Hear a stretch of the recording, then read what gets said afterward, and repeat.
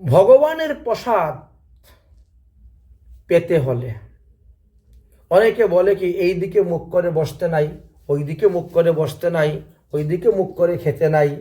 এইভাবে অনেক অনেক সিদ্ধান্ত অনেকের মুখ থেকে শোনা যায়।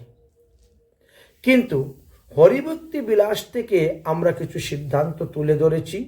এটা হলো কুর্ম পুরাণ থেকে একটি অংশ। কুর্ম পুরাণের এক অংশ থেকে এখানে তুলে ধরা হয়েছে। লেখা আছে যে মাটিতে শুদ্ধ আসনে বসিয়া প্রসাদ যদি পান আপনি, তাহলে উপবাসের ফল পাবেন। আপনি অন্ন ব্যঞ্জন খাওয়া সত্ত্বেও উপবাসের ফল আপনি পাবেন। মাটিতে বসে, কিন্তু অধিকাংশ লোকই এখন চেয়ার টেবিলে খায়।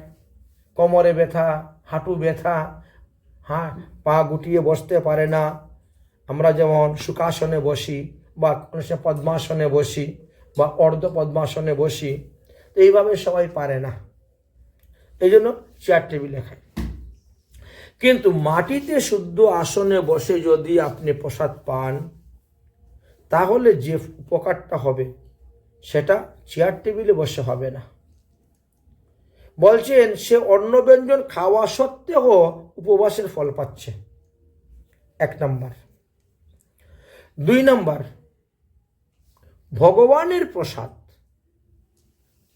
উনি সেবাজন গ্রহণ করলেন, 1000টা উপবাসের ফল পাবেন।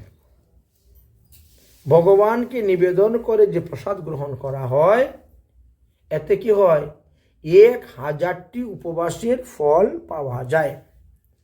এবার বললেন, যদি পূর্ব দিকে মুখ করে আপনি ভোজন করেন, আপনার মুখটা পূর্ব দিকে আছে, আপনি ভোজন করছেন, ওই ভোজনের দ্বারা আপনার আয়ু বৃদ্ধি হইবে। ওই ভোজনের দ্বারা আপনার আয়ু বৃদ্ধি হবে। পূর্বের পরে আসলো দক্ষিণ। দক্ষিণ দিকে মুখ করে যদি আপনি ভোজন করেন, আপনার যশ বৃদ্ধি হইবে। দক্ষিণ দিকেও মুখ করেও খাওয়া যায়, এতে কোনো দোষ নেই। পরিস্থিতি অনুসারে কখন কোন দিকে বসবে, সবসময় তো বাড়িতে আর হচ্ছে না। আপনি এখন আত্মীয় বাড়ি গেলেন, কোনো উৎসবে গেলেন, অনুষ্ঠানে গেলেন, তো যেখানে জায়গা পাবে সেখানেই তো বসবেন। আবার সবাই যে লাইন ধরে বসে আপনি সেই লাইনেই তো বসবেন। বলে না আমি ওইদিকে বসবো না, ওইদিকে মুখ করে খাবো না, খেতে নাই, এমন তো নাই। তাহলে আমরা দেখলাম যে পূর্ব দিকে মুখ করেও আমরা খেতে পারি এবং দক্ষিণ দিকে মুখ করেও আমরা খেতে পারি।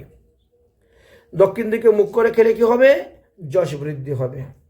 পশ্চিম দিকে মুখ করে খেলে সম্পত্তি বৃদ্ধি হয়। তো দোষের কোথায় কারণ পেলাম? আপনার মুখ পশ্চিম দিকে, পশ্চিম দিকে মুখ করে বসে আপনি প্রসাদ পাচ্ছেন বলে এতেও কোনো ক্ষতি নেই, বরং লাভ আছে। কি হবে, আপনার সম্পত্তি বৃদ্ধি হইবে। এবার আসলো উত্তর দিকের কথা। উত্তর দিকে মুখ করে যদি কেউ ভোজন করে, তাহলে ভোজনের যে দ্রব্য, ওই দ্রব্যের সঠিক ফলটাই সে পাবে। উত্তর দিকে মুখ করে আপনি আলু খেলে আলুর থেকে যে গুণ পাওয়ার কথা সেই গুণই পাবেন। বেগুন খেলে বেগুন থেকে ভালো মন্দ যে গুণ পাওয়ার কথা সেই গুণই পাবেন। আপনি যে দ্রব্য খাবেন, ওই দ্রব্যের যে গুণ, ওই দ্রব্যের যে ক্রিয়া, সেটাই আপনার উপরে প্রভাবিত হবে উত্তর দিকে মুখ করে খেলে। তো দোষের তো কোনো কারণ নেই। কিঞ্চিত দোষ আছে, কারণ প্রত্যেকটা দ্রব্যেরই যেমন উপকার আছে তেমন অপকারও আছে।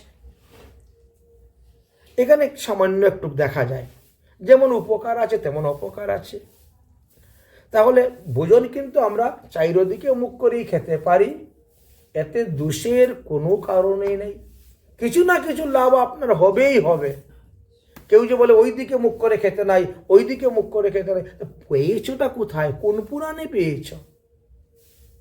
আমরা যেমন এই কথাটা আমরা পেয়েছি কুর্ম পুরাণে। কুর্ম পুরাণ উপরিভাগ 19 অধ্যায় 1 নম্বর শ্লোক থেকে আপনারা দেখতে পাবেন। ওখানের মধ্যে এই বিষয় নিয়ে আলোচনা করা আছে, ভোজনের কথা। কোন কোন দিকে মুখ করে ভোজন করলে আমাদের কি লাভ হবে। সেখানে বলছেন দাঁড়িয়ে ভোজন করতে নাই, হেঁটে হেঁটে ভোজন করতে নাই, এই জন্য বসে ভোজন করাই যথার্থ।